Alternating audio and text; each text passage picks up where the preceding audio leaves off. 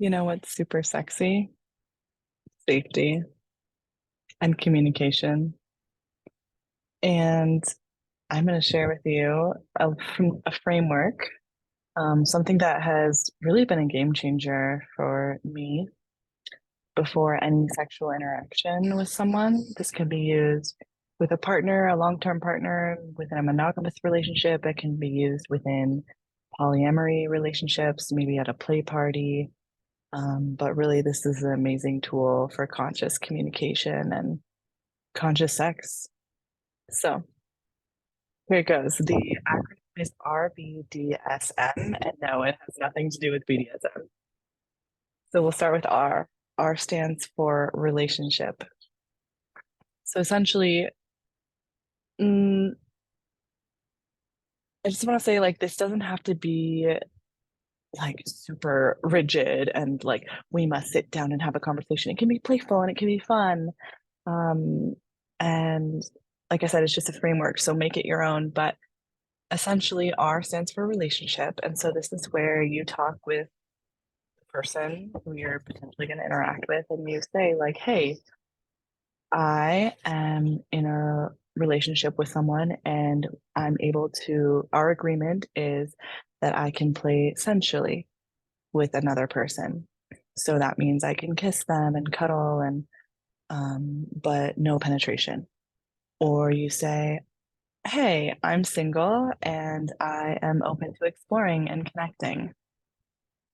So it's really making sure that you're on the same page and communicating, because, like I said, this creates safety and then allows both of you to drop in deeper and fully surrender to the moment instead of that guessing game of like, oh my gosh, like, oh, we're kissing. What happens next? Oh my gosh, does he want sex? I don't know if I want sex. Ah.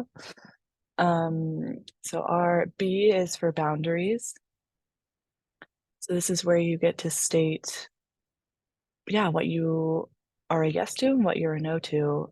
And sometimes you won't always know your boundaries, but that's what's so beautiful is you can start with this framework. And then, of course, in the moment, you can change and say, like, hey, I know I said no to touching my breasts, but I'm open for that now. Or, hey, my boundary is no biting or scratching, but I'm open to kissing and licking. And D is for desires. So this is where you share what is it that you want to co-create with this person? Do you want to just cuddle and kiss? Are you super turned on and you want to have sex with them? You just want to howl at the moon and be super playful and innocent and wild and primal. Who knows? You guys get to figure that out together. And I want to point out that this is all a conversation, it's all communication. And so it's a negotiation, really. Like each of you get to share your boundaries, your desires, all of that. And then you get to see what overlaps. Like, where does your yes meet my yes? And it's a conversation to start another conversation. um, and RBDS, S is for sexual health. So this is where you get to talk about, hey, this is the last time that I was tested, and these were the results. And then, even more important, maybe after you talk about your results, is to say, like, since getting tested, this is what I've been exposed to. So, for example, I was tested May of 2021, and my results were all clear. Oh, and you also say what you're tested for. So, you name which STIs you were tested for, how the results came back. And it's important to say my results were clear or negative instead of clean, because clean implies that if you came back with positive results, that somehow you're dirty, which is so not the case.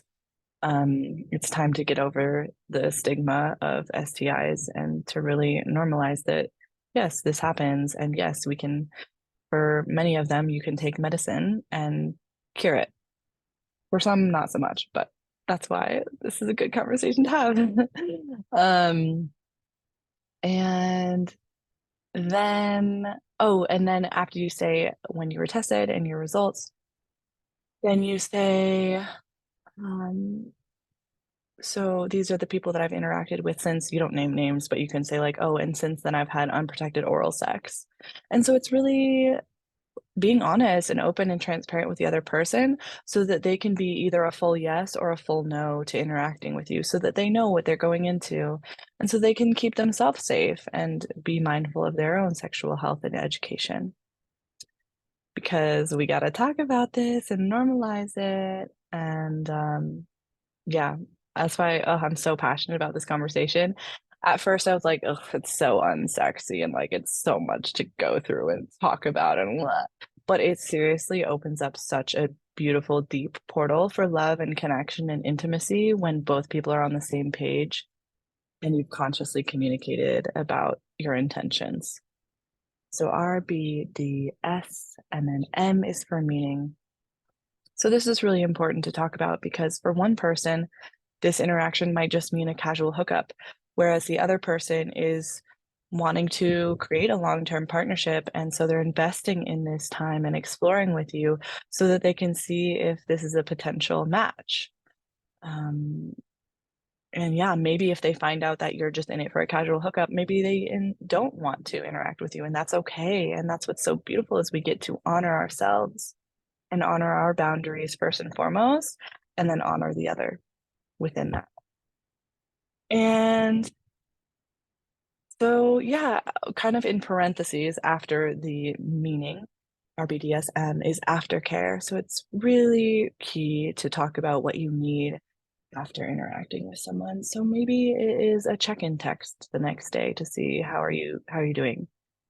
Um, Maybe it's chocolate and flowers because you're on your period and you could just use a little extra self-care and love from the other person. I guess that wouldn't be self-care in that case, but you know what I mean.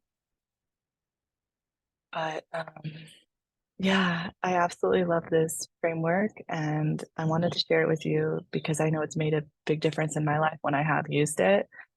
And I wish that we learned this in school. I wish that more of us were talking about this and having these conversations. And I wish for you beautiful love and connection and intimacy. And I hope that this framework helps. Much love.